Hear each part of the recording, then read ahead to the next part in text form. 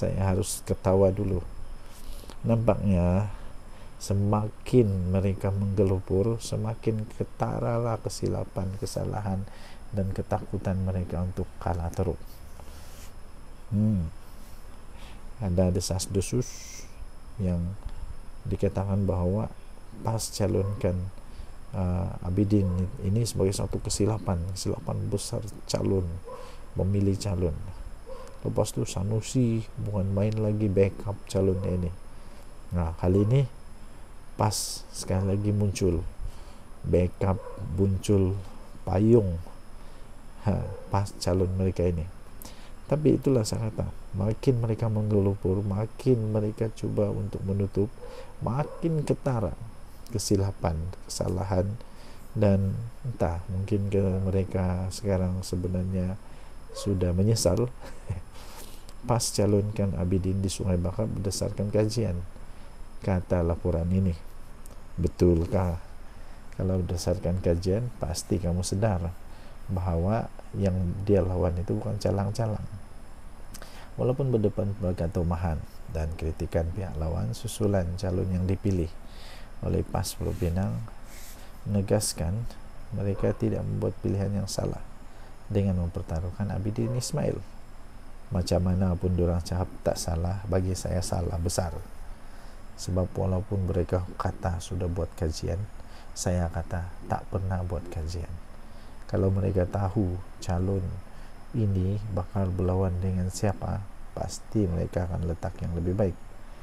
Pesuruhjaya PAS Negeri Muhammad Fauzi Yusuf berkata, pemilihan Abidin bukan saja melalui tapisan pimpinan negeri dan pusat, bahkan turut melibatkan kajian khusus.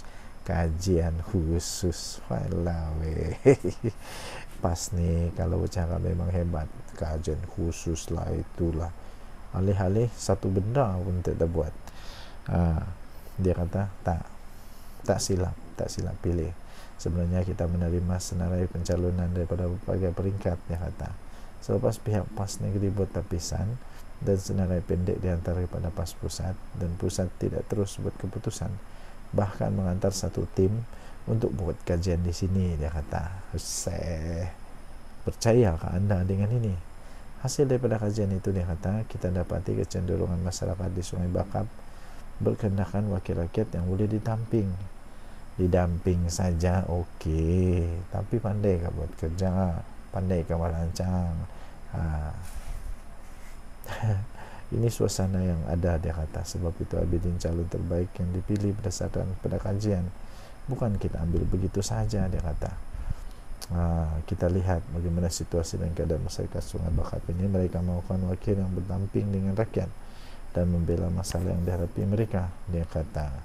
Ya betul, memang kena cari yang mudah didamping, memang.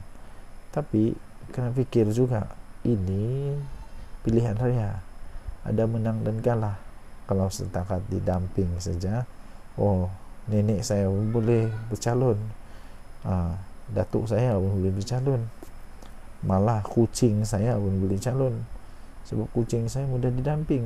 Tapi yang kita mau tahu, pandai buat kerja ke tidak, pandai merancang ke tidak, pandai buat buat idea ke tidak. Semua itu bergantung kepada tahap pendidikan. Mau tidak mau, memang tahap pendidikan itu penting. Jadi orang-orang Sungai Bakap pikirlah panjang-panjang, mau yang didamping, mudah didamping, atau mau yang pandai buat kerja dan mudah didamping. Bagi saya, secara jujur, saya akan pilih orang yang bijak, mempunyai pendidikan tinggi, dan boleh didamping. Semua itu package. Dan jadi suara rakyat bagaimana channel ini, jangan lupa tekan tombol subscribe, like, dan share. Bye-bye. Salam sejahtera Malaysia, tunjuk di suara rakyat bergema di channel ini. Tuan-tuan dan puan-puan yang dihormati sekalian, ada orang buat spekulasi terbaru dan saya pun ditanyalah apa pendapat saya dengan perkara ini, yaitu kalaulah UMNO keluar daripada kerajaan, Zahid Hamidi kah jadi Perdana Menteri Malaysia yang baru? Wow, saya kata tidak mungkin. Tidak mungkin Zahid Hamidi boleh jadi Perdana Menteri yang baru. Pada pendapat saya, ini pendapat saya saja. Ada manusia ini dia memang dicipta. Ada manusia ini memang dicipta untuk bukan jadi nomor 1, tapi dia bagus jadi nomor 2. Ada manusia ini dia memang dicipta tak boleh jadi bos paling besar, tapi dia jadi bos nomor 2 yang terbaik. Jadi saya pikir Zahid Hamidi macam begitu. Zahid Hamidi, saya rasa, ini pendapat saya secara pribadi, Zahid Hamidi memang dicipta menjadi nomor 2 saja, tidak boleh jadi nomor 1. Jadi lagipun Zahid Hamidi banyak kes lah sekarang, dia banyak kes, dan walaupun ada kes-kes yang sudah dimenang semua tu kan, tapi saya fikir tidak sesuai untuk Zahid Hamidi jadi Perdana Menteri Malaysia, apalagi kalau dengan UMNO. Dan saya fikir kalaupun UMNO masuk ataupun keluar daripada kerajaan, lepas tu kerajaan ini tumbang, lepas tu nanti bergabunglah UMNO, PAS dan Bersatu untuk jadi kerajaan bersama dengan parti-parti yang lain, termasuk daripada Bebas dan sebagainya. Saya tidak fikir UMNO patut jadi kerajaan atau jadi Perdana Menteri. Kenapa? Kerana jumlah MP UMNO tu jauh lebih sikit dibandingkan dengan MP-MP daripada parti yang lain. Jadi kalaupun betul-betul berlaku seperti itu, tidak sesuai lah untuk daripada UMNO yang jadi Perdana Menteri. Mungkin daripada parti lain. Yang peliknya dulu juga berlaku, sudah berlaku pun. UMNO parti yang kecil, tapi Perdana Menterinya dari UMNO, Ismail Sabri Yaakob. Jadi tidak juga mustahil. Tapi untuk Zahid jadi Perdana Menteri, saya fikir kurang sesuai. Apapun pendapat masing-masing, ada masing-masing pendapat. Dan kalau Zahid jadi Perdana Menteri, pasti parti-parti yang bergabung dengan diorang ini akan jadi tidak juga stabil lah, sebab akan ada ahli-ahli dalam parti, MP-MP dalam parti yang bergabung tidak puas hati, pada akhirnya akan menyebabkan ketidakstabilan berlaku sekali lagi. Jadi tuan-tuan dan puan-puan yang dihormati sekalian, minta maaflah pada Zahid Hamidi, sebab pada pendapat saya Zahid Hamidi tidak boleh jadi Perdana Menteri. Bukan tidak layak, tapi mungkin dia dicipta bukan untuk jadi Perdana Menteri lah. Mungkin dia dicipta untuk jadi timbalan Perdana Menteri saja sampai bila-bila. Mungkin kalau UMNO jadi kuat semula pun bukan Zahid jadi Perdana Menteri. Mungkin ada orang lain. Kita tunggu saja apa yang akan datang. Denyut nadi Suara Rakyat bergema di channel ini. Bye-bye.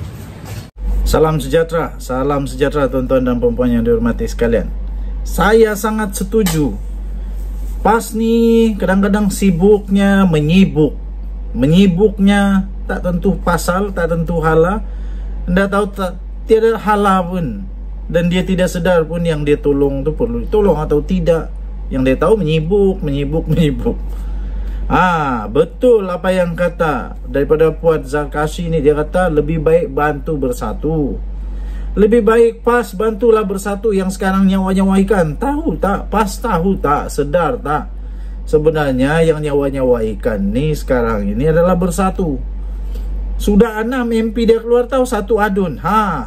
Jadi yang mau dibantu itu PAS, bukan BN, bukan UMNO. Tidak ada MP UMNO yang keluar. Malah dikatakan UMNO sekarang makin kuat. Yang bersatu sekarang nih yang makin hancur, tahu. Jadi PAS, janganlah TGG konon mau tolong UMNO. Lebih baiklah tolong bersatu yang sekarang ini nyawa-nyawa ikan. Ahli MKT UMNO itu menyarankan PAS menolonglah sekutunya dalam Perikatan Nasional berbanding cuba menyelamatkan UMNO. Kenapa? PAS sudah tidak berminat dengan bersatu kah? Kenapa? PAS sudah puas dengan bersatu, sekarang mau main kolam lain pula. Aduh, jangan buat macam tuh. Nanti lama-lama kena cop party kolam. Nanti kena cop party kolam. Kejap dengan bersatu, kejap dengan UMNO, kejap dengan DAP, kejap lepas tu buat lupa pula pernah berkawan dengan DAP.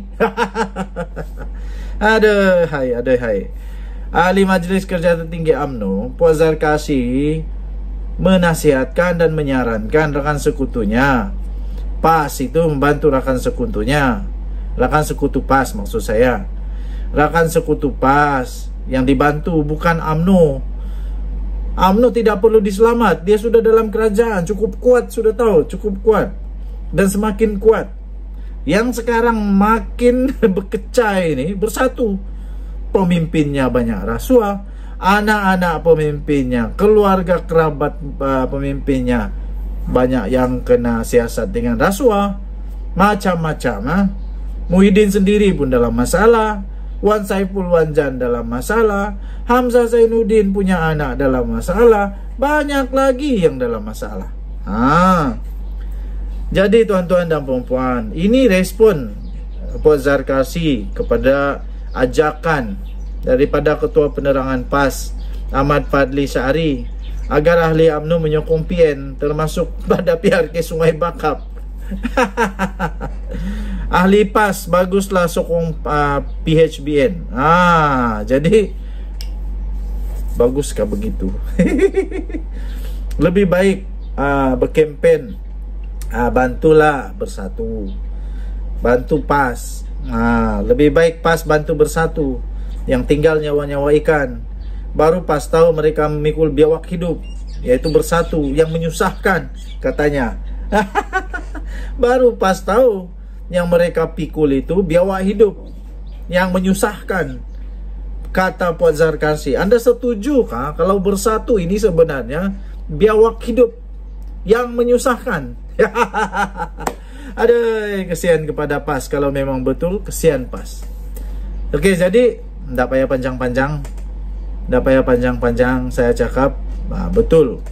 Tidak payah sibuk dengan parti orang, tidak payah sibuk dengan Pakatan Harapan Barisan Nasional, tidak payah sibuk selamatkanlah, kononlah, tapi sibuklah dengan bersatu yang semakin hancur itu. Denyut nadi suara rakyat bergema di channel ini. Bye-bye. Salam sejahtera Malaysia. Selamat petang tuan-tuan dan puan yang dihormati sekalian. Baru-baru ini ada lebih kurang 150 orang sehingga 200 orang yang berkumpul untuk menunjukkan bantahan mereka yang paling pelik pernah terjadi di Malaysia. Belum pernah ada perhimpunan seperti ini, yang pun dengar-dengar kata perhimpunan ini sebenarnya tidak diluluskan. Tidak diluluskan oleh tuan punya tanah. Aduh. Mereka mau, banyaklah tuntutan dia, sampai 8 tuntutan kalau tidak silap. Dan dengar kata ramai sangat yang mau supaya Perdana Menteri Datuk Seri Anwar Ibrahim letak jawatan. Okey, saya mau tanya saja.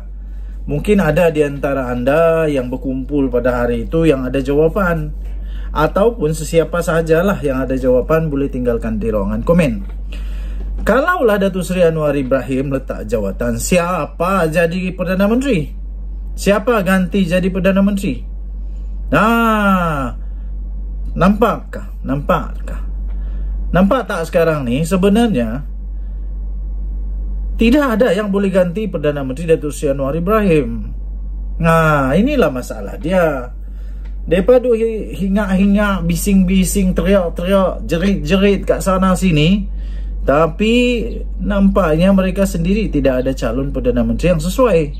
Hari itu, kalau masih ingat, mereka kata maukan Dr. Sam untuk jadi calon Perdana Menteri. Tiba-tiba sahaja diumumkan pula Bersatu masih lagi mau Muhyiddin Yassin Perdana Menteri karena dia masih cukup credibility. Lepas tu timbul pula kenyataan daripada PAS pula, kalau tidak silap Tuan Ibrahim kata tak pernah dibincang. Ini menunjukkan mereka tak ada calon Perdana Menteri. Kenapa mau bagi Tok Guru Hadi Awang jadi Perdana Menteri kah? Aduh, dia jadi apa nama tu? Dia jadi duta besar, duta keluar ke Timur Tengah bertaraf menteri pun. Entah apa asap apa, angin apa dia buat kerja pun tidak tahu. Hilang begitu saja. Ini jadi Perdana Menteri. Rakyat Malaysia suka kah kalau Hadi Awang jadi Perdana Menteri? Majoriti rakyat Malaysia suka kah? Bukan kita mau tengok minoriti. Kemudian apa lagi? Kita mau tengok siapa? Azmin Ali jadi Perdana Menteri kan? Tapi mahukah Hamzah Zainuddin Azmin Ali jadi Perdana Menteri? Mahukah ahli-ahli bersatu yang lain jadi Azmin Ali jadi Perdana Menteri? Mahukah PAS jadikan Azmin Ali Perdana Menteri? Tapi Hamzah Zainuddin jadi Perdana Menteri, Muhyiddin Yassin suka kah? Sediakah Muhyiddin Yassin lepaskan jawatan Perdana Menteri? Last adalah calon terakhir. Mungkin Dr. Siti Mastura. Dr. Siti Mastura apa tu? Lim Guan Eng dengan Lim Kuan Yew. Dia kamu jadi Perdana Menteri. Aduh, masalah dia dalam PAS dan Bersatu, dalam Perikatan Nasional, belum ada yang betul-betul boleh jadi Perdana Menteri. Bukan kerana tidak berkelayakan, tetapi kerana tidak ada persetujuan secara kolektif, secara penuh, secara permufakatan yang betul-betul mau dialah jadi Perdana Menteri. Belum ada masalah. Berbeza dengan Datuk Seri Anwar Ibrahim, Pakatan Harapan. Semua mahu dia. Tiada orang yang cakap lain, buat lain. Tiada. Jadi jawablah, siapakah Perdana Menteri kamu? Tapi realitinya kita akan melihat kerajaan stabil sampailah PRU akan datang. Itu pasti. Sampailah PRU akan datang, tidak akan ada perubahan kerajaan. Tidak akan. Kerana anti lompat parti sudah ada, kemudian banyak lagi lah yang sudah ada. Tidak akan ada, ya. Yang mungkin ada, hilang majoriti 2/3, tidak dapat disangkal, itu kemungkinan itu ada. Tetapi untuk adanya pilihan raya semula, ya mungkin. Tetapi untuk perubahan kerajaan secara tebuk atap, pintu belakang, pujuk agung, tak ada. Tak ada. Okey, tinggalkan komen anda. Denyut nadi suara rakyat bergema di channel ini. Bye-bye. Salam sejahtera Malaysia. Saya belum bercakap lagi sudah rasa lucu. Belum saya bercakap pun saya sudah rasa lucu. Apa yang lucunya? Ada dengar kata, tadi saya tonton video Jufazli dengan gelak yang memang lucu betul. Dia kata Perikatan Nasional, ada 11 ahli parlimen daripada Barisan Nasional akan melompat parti ataupun akan menarik sokongan daripada kerajaan selepas PRK Sungai Bakap. Inilah cerita lucu, cerita dongeng, inilah cerita paling tidak masuk akal untuk 1 Julai 2024, dia kata. Saya pun mau gelak juga lah. Entah cerita dari mana, entah ini cerita kedai kopi mana yang dapat ini, dan entah Tok Kadok, entah mana yang cerita ni, entah mana nenek kebayan yang cerita tentang benda ni. Tidak akan berlaku, tidak mungkin akan berlaku. Yang mungkin berlaku ialah disahkan, mungkin ada lagi yang sokong PM. Mungkin ada yang letak jawatan daripada Perikatan Nasional. Itu yang mungkin boleh berlaku. Kenapa? Sebab sudah ada anti lompat parti. Jadi kalau mau sokong kerajaan tidak boleh sudah, susah sudah. Jadi satu-satunya cara letak jawatan lah. Nah, letak jawatan. Yang dari dulu Hadi Awang kata PM Anwar akan tumbang bila-bila masa. Tak sampai sudah sekarang bertambah lagi usia Tok Guru Hadi Awang. 1 tahun lagi. Pun tidak tumbang-tumbang. Adakah nanti 10 tahun dari sekarang baru tumbang kerajaan ini? Tidaklah, tidak akan tumbang. Kalau tumbang pun waktu pilihan raya lah kot. Waktu pilihan raya lah kot. Tidak ada lagi orang yang minat untuk tebuk-tebuk belakang, tebuk-tebuk atap. Tidak ada lagi. Lagipun yang di Pertuan Agong sekarang tidak berminat dengan tebuk atap. Tidak berminat dengan pintu belakang, main belakang, tidak. Agung sekarang, Agung yang tegas. Tidak ada harapan lagi. Untuk Atok Mahathir mau buat lagi plan A, plan B, plan C, plan D, Q. Belum pasti lagi dan tidak akan adalah. Pilihan raya 3 tahun dari sekarang. Waktu itu umur Mahathir 101 tahun. Waktu itu umur Mahathir 101 tahun. Persoalan memanglah manusia masih ada lagi ke Mahathir waktu itu.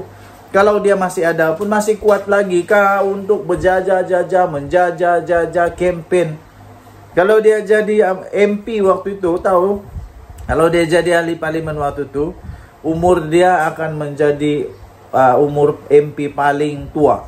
Masih boleh berjalan? Saya pun tidak tahu. Masih boleh jalan lagi atau tidak. Jadi yang pastinya 11 MP daripada Barisan Nasional yang konon mau sokong Perdana Menteri itu tidak akan jadi. Jangan risau, tidak akan jadi.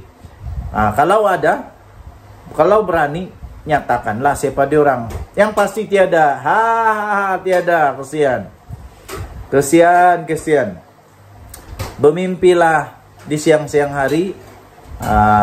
Berdoalah banyak-banyak supaya boleh jadi Perdana Menteri di pulau di planet Pluto ataupun di bulan. Buatlah parlimen baru di bulan supaya boleh jadi Perdana Menteri di sana. Denyut nadi suara rakyat bergema di channel ini. Jangan lupa tekan butang subscribe, like dan share. Malaysia kita punya, cintai Malaysia aku, kita jaga kita. Bye bye.